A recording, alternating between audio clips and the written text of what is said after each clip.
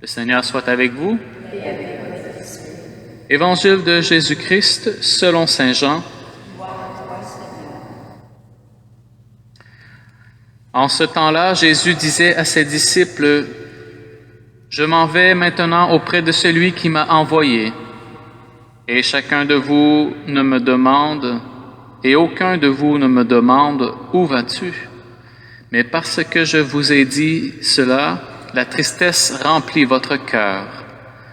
Pourtant, je vous dis la vérité. Il vaut mieux pour vous que je m'en aille, car si je ne m'en vais pas, le défenseur ne viendra pas à vous. Mais si je pars, je vous l'enverrai. Quand il viendra, il établira la culpabilité du monde en matière de péché, de justice et de jugement. En matière de péché, puisqu'on ne croit pas en moi. En matière de justice, puisque je m'en vais auprès du Père, et que vous ne me verrez plus. En matière de jugement, puisque déjà le prince de ce monde est jugé. Acclamons la parole de Dieu.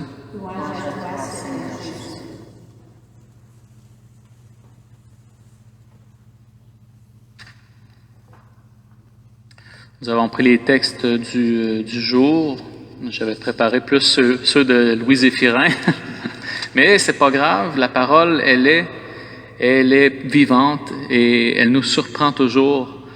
Et j'aime bien ce qu'on a entendu de la parole de Dieu. Nous avons un récit encore des Actes des Apôtres. Et voilà que se passe un miracle dans la prison.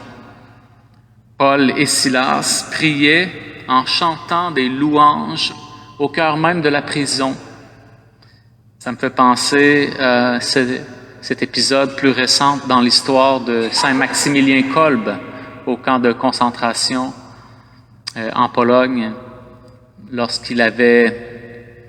Un homme s'était enfui du camp de concentration et la sanction, lorsqu'on s'enfuyait, c'était de choisir 10 hommes parmi les prisonniers, parmi les gens du camp de concentration et de les faire mourir. Et on les faisait mourir souvent d'une mort lente et pénible. Et parmi cette mort, c'était le bunker de la faim. On les plaçait dans un endroit et on les privait de nourriture. Et après une semaine, 6-7 jours, souvent, la plupart étaient morts, mais ils étaient ils étaient pas bien nourris. Et Maximilien Kolbe, lui, était dans le rang de tous les gens réfugiés dans ce camp de concentration.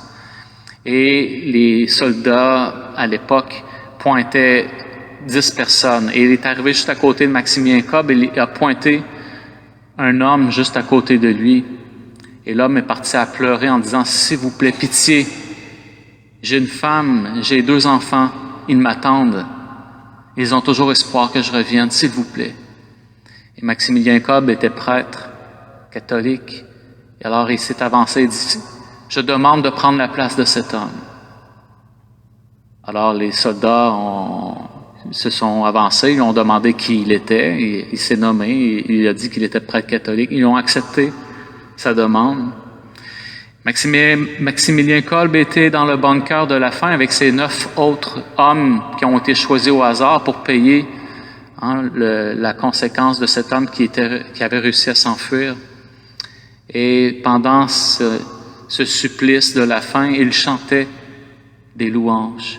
Et la tension de ces hommes qui savaient qu'ils allaient mourir s'est changée finalement en paix après quelques jours. Et Maximilien Kolbe ne mourrait pas. Après, je sais pas, il avait dépassé le temps normal et puis ils ont été obligés de le mettre fin à ses jours parce qu'il était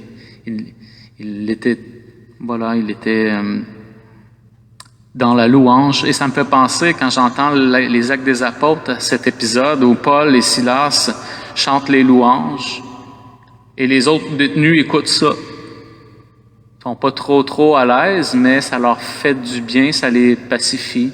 Donc, ils communient. Une communion. Et tous vont être témoins de ce violent tremblement de terre qui va secouer les fondations et qui va ouvrir finalement les portes. Tout le monde peut s'enfuir. Tout le monde peut retrouver sa liberté. Mais la consigne des apôtres, c'est rester. Et alors, vous imaginez, le garde de prison à l'époque, son seul devoir, c'est de veiller à ce qu'aucun prisonnier s'enfuit. Sans quoi, c'est lui qui prend la sanction des prisonniers. Alors, vous imaginez que ce geôlier était mort de crainte en se disant, voilà, les prisonniers sont tous partis, il y a eu un tremblement de terre et c'est moi qui vais payer pour ça. Il voulait se donner la mort. Et Paul intervient. Ne te fais pas de mal, nous sommes tous là. Cet homme a le sentiment, avec raison, qu'il a été sauvé par les détenus. Le simple fait que les détenus choisissent de rester, ça l'a sauvé sa propre vie à lui. Alors il demande dans un acte de naturel, qu'est-ce que je dois faire pour vous récompenser ou qu'est-ce que je dois faire pour être sauvé, pour avoir le même Dieu que vous? Parce que je suis témoin de ce qui vient de se passer, puis j'ai le goût de croire. Et cet homme va devenir croyant avec toute sa famille. C'est intéressant de voir ce fait de l'histoire qui est une grande manifestation de l'esprit, de la force de la prière aussi, de la louange. Lorsque nous nous rassemblons aussi chaque jour pour prier simplement le chapelet, lorsque nous nous rassemblons avec quelques fidèles pour louer Dieu, pour le remercier, nous ne savons pas quel mur, quelle fondation nous avons le pouvoir d'ébranler. Et parfois des fondations qui nous semblent très solides, des fondations, des convictions, des situations qui nous semblent impossibles à changer, mais avec la louange, la force de la prière, tout peut changer. Alors ne nous décourageons pas si nous avons des situations qui semblent impossibles pour nous, si nous avons des gens qui ont besoin de prière, prions et louons Dieu.